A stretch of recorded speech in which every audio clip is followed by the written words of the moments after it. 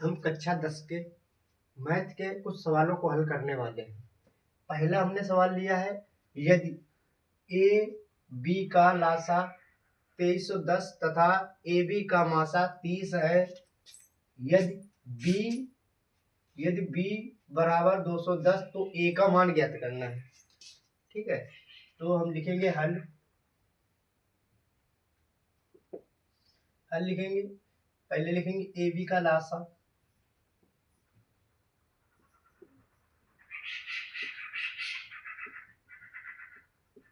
A B का लासा 2310 है। फिर ए बी का लासा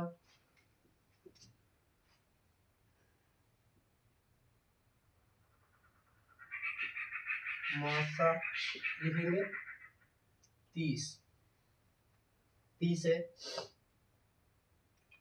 अब लिखेंगे b बराबर में 210, a बराबर में क्वेश्चन मार्क, ये हमको ज्ञात करना। हम जानते हैं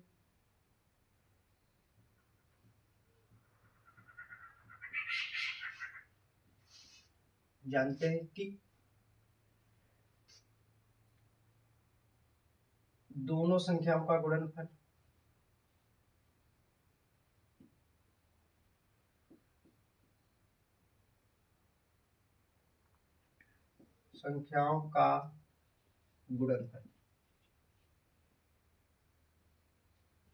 गुणनफल बराबर में लासा गुणे में मासा। अच्छा, दोनों संख्याओं का गुणनफल मतलब a गुणे में b बराबर में क्या हो जाएगा, लासा गुणे मासा 2310 गुणे में 30। लासा की जगह पे लासा लिख लेंगे, मासा की जगह पे मासा लिख लिया। अच्छा, a का मान तो हमको पता नहीं, a लिखेंगे। b का मान 210 है, 210 लिखेंगे बराबर में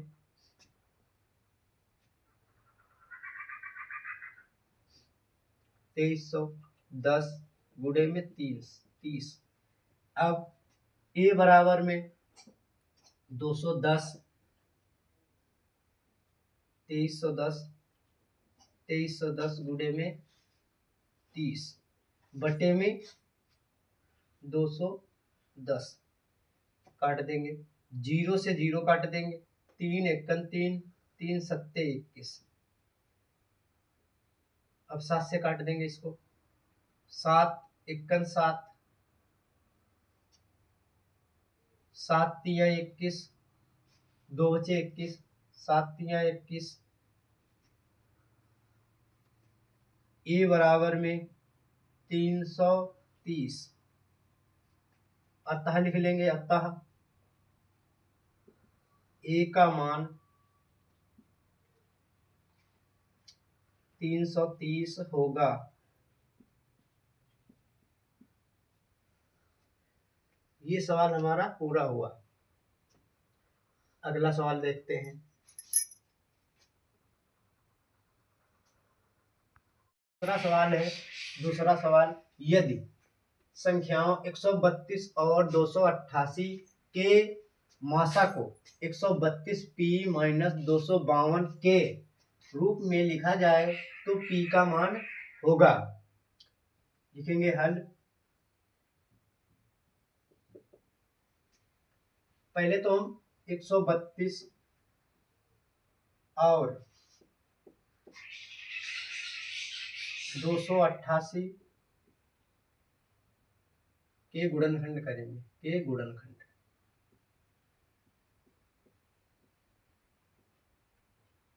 गुणनखंड करेंगे। तो इधर लिख लेंगे 132, आखिरी में सम संख्या है तो 2 से काट देंगे, 2 छंग 12, 2 छंग 12, 2 छंग 12, 2 छंग 12। अब फिर 2 से काटेंगे, 2 तिया 6, 2 तिया 6, फिर 3 एकन 3, 3 एकन 3, फिर 11 एकन 11। अब 288 को काट लेंगे, 288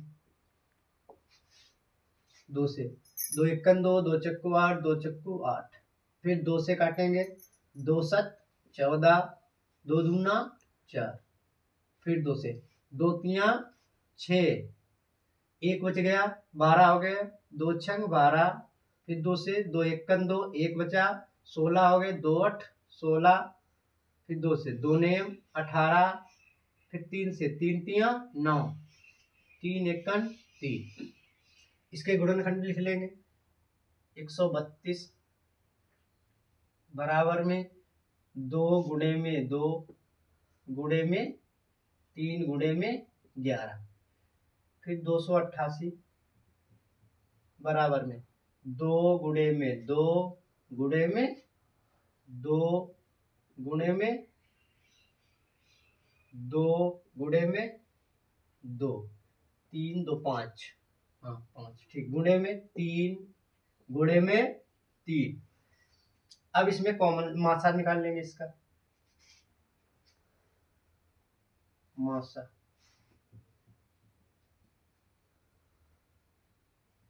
मासा निकाल लेंगे। इसमें जो चीज कॉमन होती दोनों तरफ वो हम उसका मासा ले लेते हैं, उसको मासा के रूप में, दोनों तरफ जो कॉमन होती है। ये भी मिल गया, और हमारा यहाँ पे जो 3 है ये भी एक बार में मिल गया, 3 भी एक बार में मिल गया। तो ये 2 लिख लेंगे, कॉमन जो दोनों तरफ दोनों में मिल जाता है उसको एक बार में लिखते हैं। इस वाले में से 2, इस वाले में से 2, और ये 3 में से एक 3, इतना हमारा मासा हो जाएगा। अच्छा, उसके बाद में इसकी गुणा कर देंगे, कितना हो जाएगा, 2 दूना 4, 4 तिया 12, तो कितना हो जाएगा, 12 हो जाएगा। अब लिखेंगे हम प्रश्नानुसार, क्या लिखेंगे, प्रश्नानुसार।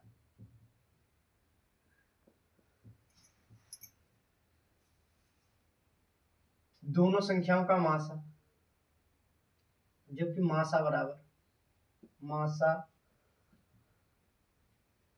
मासा बराबर तुम्हारा दिया गया इसमें 132 पी माइनस 252, जबकि हमारा मासा कितना है 12, 132 पी माइनस 252। अब क्या करेंगे, पी को इधर पर छंद, या तो पी को वहीं पे रहने देते हैं, कितना 132 पी माइनस, इसको पक्षांतर, इस वाले को इधर पक्षांतर कर रहे हैं, तो कितना 12, तो पहले इधर ऐसे था, ये वाला माइनस का उधर जाएगा प्लस का, 252, 132 पी बराबर में इसको जोड़ देंगे, भाई प्लस का निशान है तो जुड़ जाएगा, 2 2 4 और 5 1 6 और ये 2, तो P बराबर में 264 बटे में 132, कितने, 2 बार में जाएगा, कितने बार, 2 बार में, 2 से काट दो, 32 इक्कन 32, 132 और दूना कितने हो गए 264, दूना में जाएगा। P बराबर में 2, अतः लिख लेंगे, अतः P का मान 2 होगा।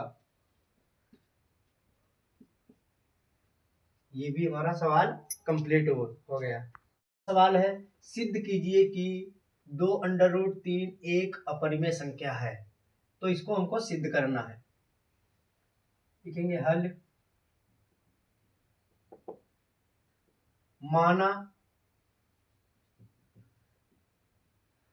2√3 एक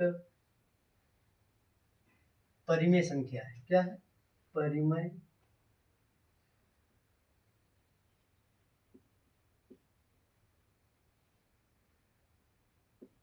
संख्या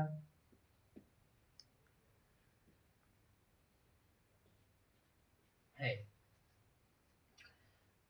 अब लिखेंगे 2√3 को हम पी बटे क्यू के रूप में के रूप में के रूप में के रूप में लिख सकते हैं, लिख सकते हैं।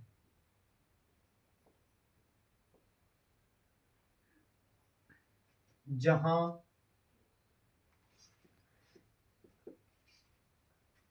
Q बराबर नहीं होगा जीरो के, जहां Q बराबर नहीं होगा जीरो के, मतलब जीरो के स्थान पे Q के स्थान पे जीरो नहीं होना चाहिए। अब लिखेंगे हम 2√3 बराबर में P बटे में Q लिख लेंगे। अब √3 बराबर में ये वाला गुणे में इधर जाएगा बटे में, तो कितना हो जाएगा P बटे में 2Q हो जाएगा। यहां लिखेंगे P बटे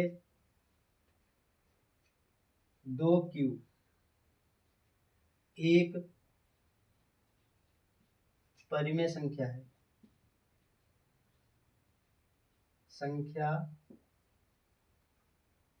है, जबकि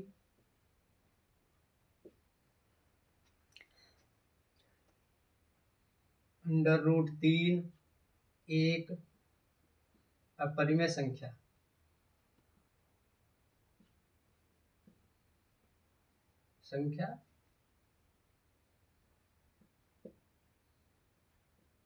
है।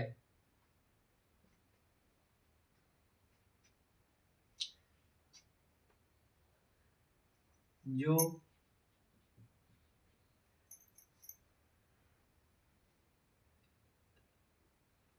√3 बराबर में P बटे में 2Q का विरोधाभास है।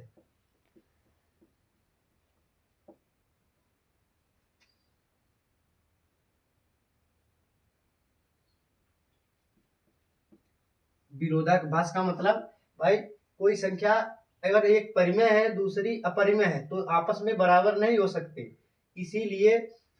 इसीलिए हम कह सकते हैं विरोधाभास है। इसलिए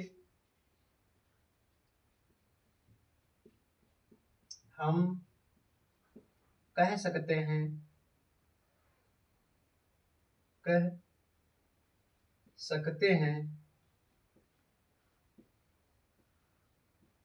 कि 2√3 एक अपरिमेय संख्या है, अपरिमेय संख्या है। सिद्ध हुआ।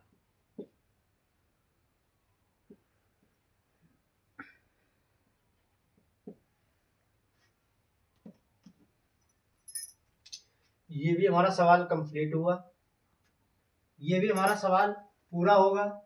अब हमें आशा है कि आप लोगों को ये सारे सवाल समझ में आ गए होंगे। अगला सवाल हमारा, सिद्ध कीजिए कि 12, 25 सहअभाज्य संख्याओं का युग्म है। लिखेंगे हल। हम जानते हैं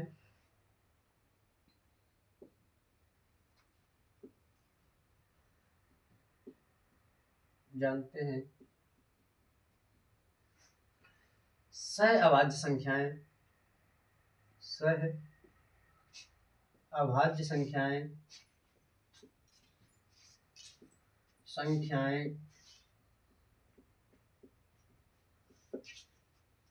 वे संख्याएं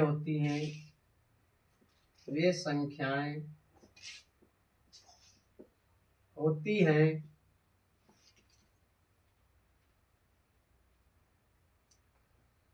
जिनका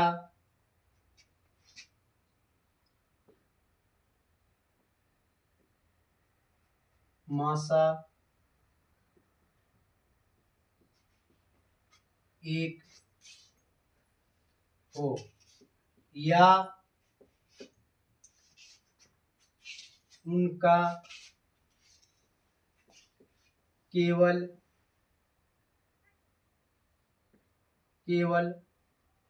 एक गुणनखंड हो।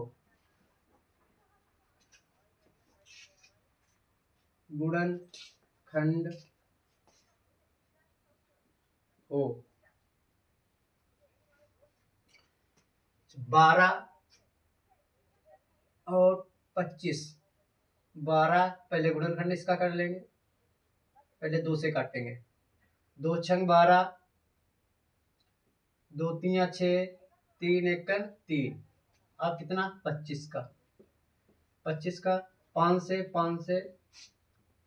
कितना हो जाएगा। अब लिख लेंगे इधर 12 बराबर में कितना 2 गुणे में 2 गुणे में 3। इधर 25 बराबर में 5 गुणे में 5। तो इसका मासा देखेंगे। मासा इसमें मासा कोई चीज कॉमन नहीं मिल रही है, तो मासा कितना इसका होगा 1। अतः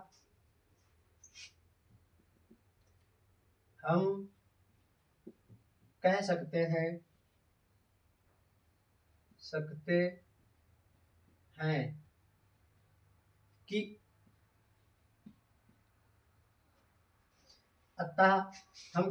हैं कि अंडर रूट 12, 25 सह अभाज्य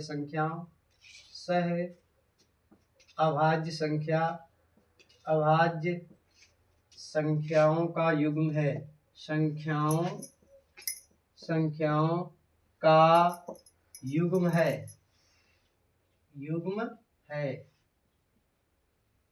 सिद्ध हुआ।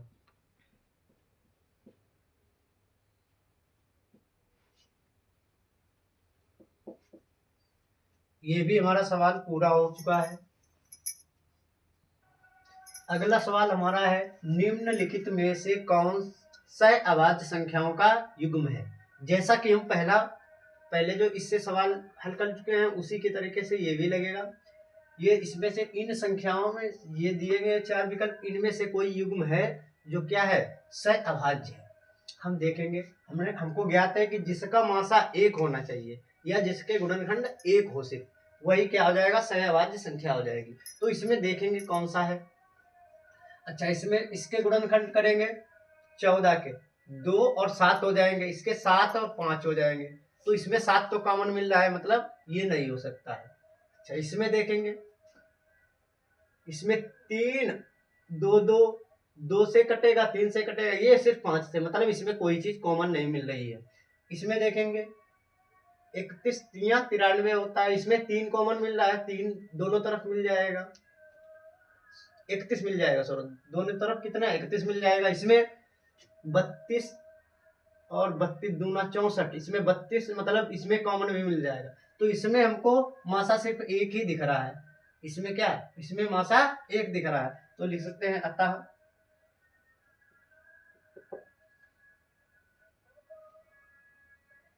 18 25 एक सह अभाज्य संख्या का युग्म है।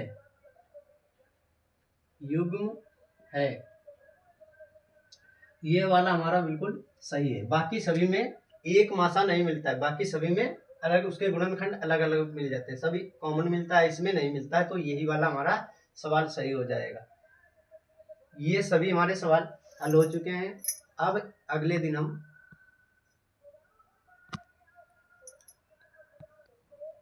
दिन और भी हम ऐसे ही कुछ महत्वपूर्ण सवालों का अध्ययन करेंगे। आज हम बस इतना ही रखते हैं।